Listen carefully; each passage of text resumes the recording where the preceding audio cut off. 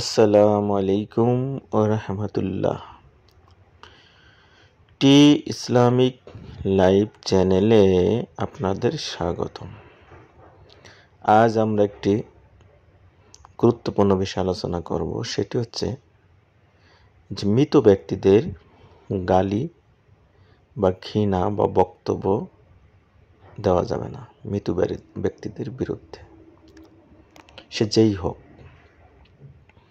এ সংক্রান্ত একটি বুখারীর হাদিস আমরা এখানে উল্লেখ করব, যে রাসূল পাক সাল্লাল্লাহু আলাইহি ওয়া আলিহি ওয়াসাল্লাম ইরশাদ করেন, তোমরা মৃত ব্যক্তিদের গালি দিও না, কেননা তারা যা কিছু করেছে তার ফলাফল প্রাপ্তির জায়গায় পৌঁছে গিয়েছে।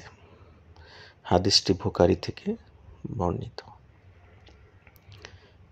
এই হাদিস থেকে আমরা নিশ্চয়ই একদম ক্লিয়ার বুঝতে পারতেছি যে মৃত ব্যক্তি মরে যাওয়ার পরে তার বিচারের পর্যায়ে সে পৌঁছে গেছে। এটা সম্পূর্ণ আল্লাহ রাব্বুল আলামিনের ইখতিয়ারে চলে গেছে।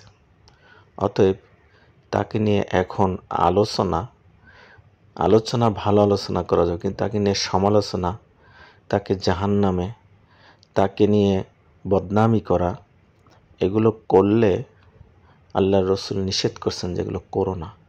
কেননা তার সম্পূর্ণ বিচারের কর্মের দুনিয়াতে থাকা অবস্থায় যে কর্ম করেছে, খারাপ বা ভালো, এই সম্পূর্ণ কর্মের বিচার রাব্বুল আলামিনের এখন ইখতিয়ারে চলে গেছে। অতএব দুনিয়ার রাব্বুল আলামিনের কোনো বান্দার ক্ষমতা নেই যে তাকে এখন বিচার করে। এই জন্য মৃত ব্যক্তি হিন্দু হোক, খ্রিস্টান হোক, বৌদ্ধ হোক, যে কোনো জাতি হোক, কাউকে গালি বা বকা বা তাকে কিছু বলা যাবে না, কিছু বলা যাবে না। এই সংক্রান্ত আরও অনেক হাদিস আছে, যে একদিন এক নাসারাদের লাশ নিয়ে আসতেছে, সামনে সাহাবা কিরাম নিয়ে রাসূল পাক বসেছিলেন। রাসূল পাক সাল্লাল্লাহু আলাইহি সাল্লাম সেই দলের লাশ দেখে উঠে দাঁড়ালো। দাঁড়িয়ে মৃত ব্যক্তি থাকলে যেমন গম্ভীর থাকে ওই রকম দৃষ্টি দাঁড়িয়ে রইল।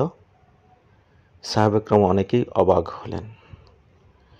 লাশটি যখন রাসূল পাকের কাছ দিয়ে চলে গেল, তারপর সাহাবা কিরাম জিজ্ঞেস করলেন, ইয়া রাসূলুল্লাহ সাল্লাল্লাহু আলাইহি ওয়াসাল্লাম, এরা তো নাসারা বা খ্রিস্টান বা অন্য জাতির, তা আপনি কেন তাদের এই লাশের কাছে দাঁড়িয়ে এভাবে সম্মান প্রদর্শন করছেন?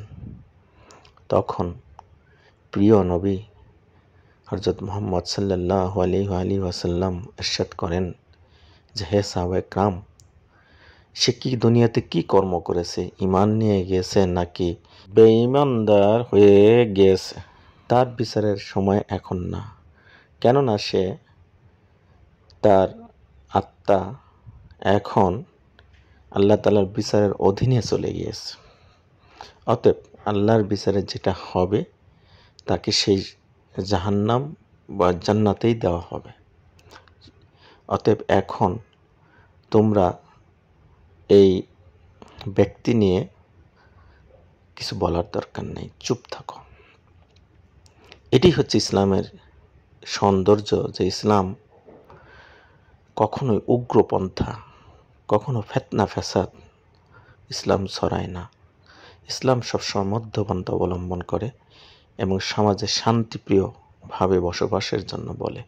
তাই আসুন, আমরা অনেকেই না বুঝে চিল্লায় অনেক সময় বলি যে অমুক জাহান্নামী, তমুক জাহান্নামী, অনব নিকৃষ্ট, এসব কথা কেউ যদি মরে যায়, সে অন্য জাতি হোক, অন্য জাতি হলে আমরা চুপ থাকি, ভালো মন্দ কোনোটাই বলবো না, যে আল্লাহ তার বিচার করবে।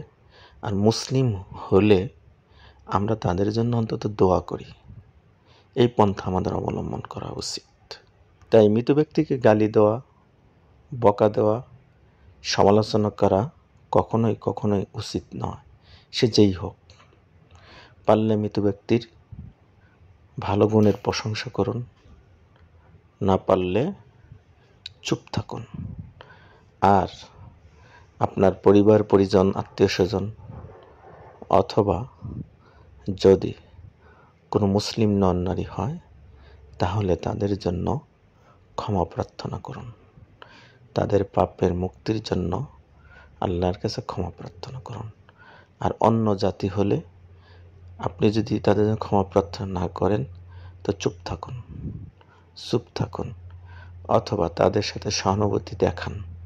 আর তাদের বিচারের ভার মহান রব্বুল আলামিনের দরবারে ছেড়ে দিন।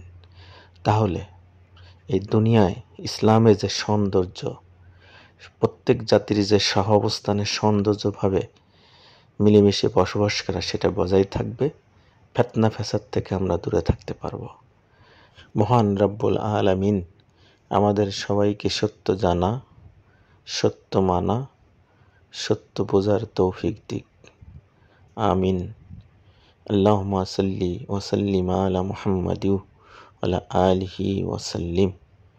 আমাদের এই ভিডিওটি যদি আপনাদের ভালো লাগে তাহলে আমাদের চ্যানেলটি সাবস্ক্রাইব করুন, আমাদের সাথেই থাকুন। সকলকে ধন্যবাদ। আসসালামু আলাইকুম।